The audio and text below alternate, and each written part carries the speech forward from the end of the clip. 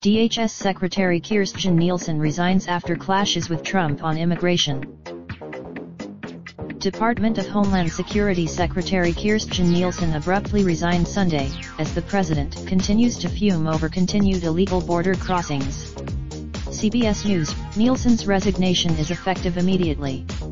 Customs and Border Secretary Nielsen's departure is a part of a massive DHS overhaul engineered and directed by top Trump advisor Stephen Miller, according to a senior U.S. official.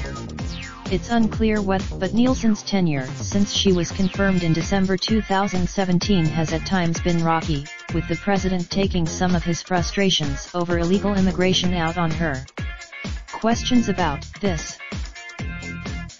Nielsen's announced exit comes 2 days after Mr. Trump had his nomination for the Immigration and Customs Enforcement ICE director, after originally announcing Ron Vitiello would head ICE.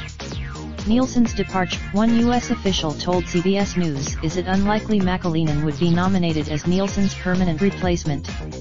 It's unclear whether McAleenan has worked as CBP commissioner since the early days of Mr. Trump's administration, keeping a generally low profile.